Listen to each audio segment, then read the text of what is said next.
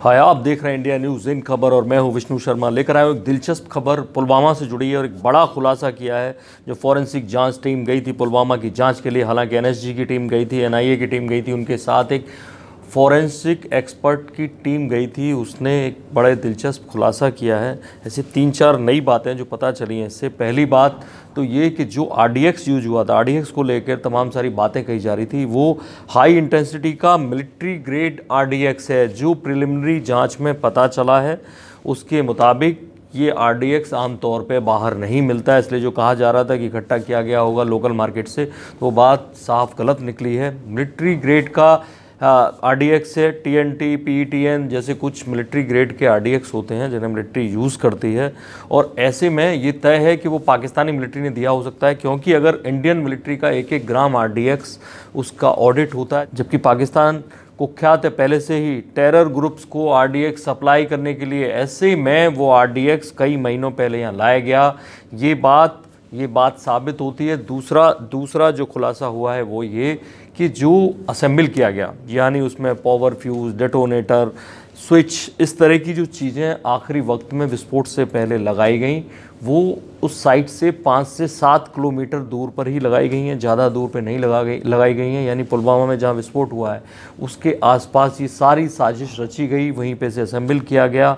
और एक और बड़ा खुलासा जो अभी अंदेशा व्यक्त किया है वो ये कि अगर आदिल अहमद डार यानी वकास कमांडो इसको लेकर आया है, तो पहली तो उन्होंने बात बताई कि इको वैन से आया है। सिविल गाड़ी थी जो सिविलियन वहाँ के यूज करते हैं, इको वैन, उसको उसने किसी भी तरह सर्विस रोड के थ्रू घुसा दिया अंदर सीआरपीएफ के काफिले में और वहाँ जाके विस्फोट हुआ। तो ऐसे में एक अंदेशा उन्होंने जताया है, जिस कॉन्फिडेंस से आदिल अहमद डार उस सीआरपीएफ के कॉन्वॉय में घुसा है, उससे ये अंदेशा उन्हें होता है कि ट्रिगर कहीं किसी दूसरे व्यक्ति ने दबाया है। क्योंकि सेम एक ऐसा ही हादसा हुआ था 20 साल पहले, लगभग सन 2000 में, जब जे के असेंबली के बाहर एक ऐसे ही सुसाइड बॉम्बर ने आरडीएक्स के थ्रू विस्फोट किया था।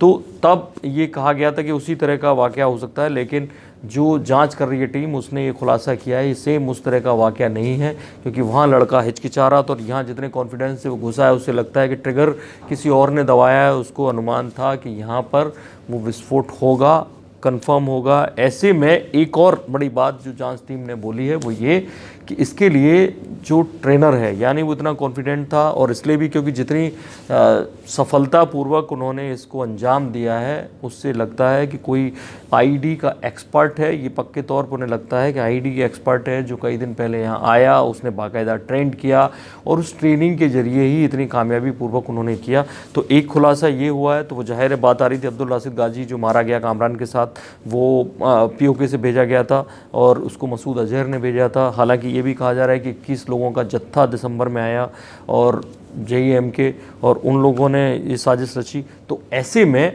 में एक और बात निकल के आती है, वो ये कि कहा जा रहा था कि आरडीएक्स की मात्रा कितनी है, कोई 200 किलो, कोई 300 किलो। इसमें अब फोरेंसिक टीम ने क्लियर कर दिया है कि आरडीएक्स 50 से 70 किलो के बीच था, क्योंकि जितना नुकसान हुआ है उस विस्फोट के जरिए उनका अनुमान है कि ये 50 से 70 किलो आरडीएक्स का यूज़ किया गया है। मिलिट्री ग्रेड का हाई इंटेंसिटी का ये आरडीएक्स है। ऐसे में ये साफ़ है कि इसमें पाकिस्तान का हाथ है। हालांकि संदेह किसी को नहीं है, लेकिन उसके बावजूद सबूत जुटाने हैं और उस दिशा में काम चल रहा है। तो उसमें ये बात निकल के आई है कि मिलिट्री ग्रेड का आरडीएक्स है, और ऐसे में क्योंकि बारिश हो गई इसलिए कुछ सबूत धुल गए हैं। तो फॉरेंसिक टीम, बाकी एनएसजी की टीम, एनआईए की टीम और जांच कर रही है। इस बारे में जो भी रिपोर्ट आएगी आपको जरूर बताएंगे। आप देख रहे हैं इंडिया न्यूज़, सब्सक्राइब करें इन खबर। थैंक यू, नमस्कार।